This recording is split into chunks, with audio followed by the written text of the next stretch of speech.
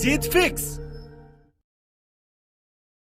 क्या तुमने कभी सोचा है जब तुम आखिरी सांस ले रहे होंगे तब तुम्हारे आसपास कौन होगा? तुम्हारी फैमिली होगी, तुम्हारे कुछ खास दोस्त होंगे, रिश्तेदारों में भी क्लोज रिलेटिव्स ही रहेंगे, लेकिन एक इंसान और होगा।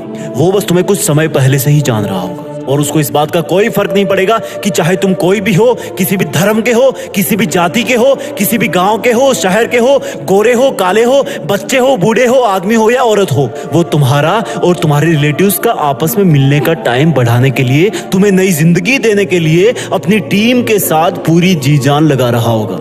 ये वो इंसान होगा जिसने अगर ऑपरेशन थिएटर के बाहर आकर सॉरी बोल दिया तो समझो खेल खत्म। ले सकते हो ये जिम्मेदारी, बन सकते हो इस तरह का एक बहादुर डॉक्टर जो कि अभी अभी ऑपरेशन थिएटर से निकला है, जिसको इंफॉर्मेशन मिली है कि इमरजेंसी है। एक डॉक्टर के लिए इमरजेंसी वर्ड काफी है। उसके लिए इमरजेंसी का मतलब सिर्फ और सिर्फ किसी की लाइफ है। एक इंसान अपने आप को कितने विश्वास से सौंप देता है खुद को डॉक्टर के सामने, सब चीजें कबूल कर लेता है क्योंकि मरीज जानता है कि डॉक्टर को नहीं बताऊंगा तो किसको बताऊंगा। और ये विश्वास आता है तुम्हारे नॉलेज से, तुम्हारे प्रोफेशन से, और ये दोनों आते हैं सिर्फ और सिर्फ डेडिकेशन से। डेडिकेशन के लिए सैक्रिफाइस करना पड़ता है, पढ़ाई करना पड़ता है, सीखना पड़ता है। ये तुम्हारी एमबीबीएस के लिए एंट्रेंस एग्जाम तो एक छोटी सी परीक्षा है जो सिर्फ और सिर्फ तुमसे पढ़ाई मांग रही है। जब असल में तुम डॉक्टर बन जाओगे तब हो सकता है तुम्हारी फैमिली में किसी का बर्थडे केक पोस्टपोन करना पड़े, क्योंकि हो सकता है उस वक्त कोई इमरजेंसी आ जाए।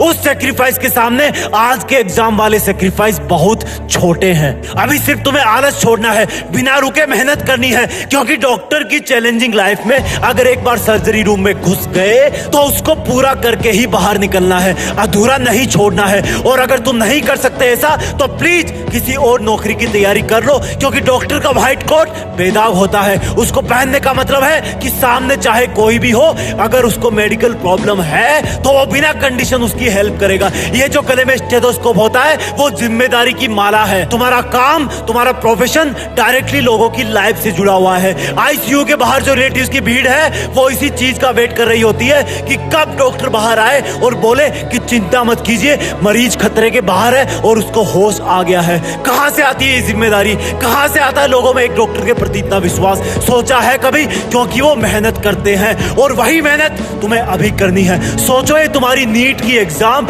या एम्स की एग्जाम एक इमरजेंसी है। अब तुम क्या करोगे? डॉक्टर होना चैलेंज स्वीकार करो, अपनी टीम बनाओ और तुम्हारी टीम में तुमको मिलाकर सिर्फ 3 लोग हैं। पहले तुम, दूसरी तुम्हारी प्लानिंग, तीसरा तुम्हारा हार्डवर्क। तुम्हारा स्टेथोस्कोप है तुम्हारा दिमाग जो हमेशा तुम्हारी मंजिल पाने के लिए बेताब धड़कनों की बात सुनता है और उसके हिसाब से तुम्हारी बॉडी को मेहनत करने के लिए ऑर्डर करता है। और जब तुम इस एग्जाम की इमरजेंसी से लड़ रहे हो उस वक्त अपने इस ऑपरेशन थिएटर रूपी स्टडी रूम के बाहर की वार्निंग लाइट जला देना, ताकि तुम्हें मेहनत करने से कोई डिस्टर्ब ना कर सके, यहां तक कि तुम्हारी गंदी आदतें भी नहीं। और जी जान से किताब की हर एक लाइन पढ़ना, क्योंकि तुम्हें क्या पता कौन सा केमिकल फॉर्मूला किसी की जिंदगी बचा दे। और इस एग्जाम की इमरजेंसी में जो ब्लड चाहिए उसका ब्लड ग्रुप जे होना चाहिए, यानी कि जोश। जब तक तुम इस एग्जाम को क्रैक ना कर लो तब तक शरीर में जे ग्रुप वाला खून दौड़ते रहना चाहिए। जब तक मिशन पूरा ना हो तब तक क्विट मत करना। तुम्हारी हर एक सेकंड पर एग्जाम के पेशेंट की हर एक सांस चल रही है।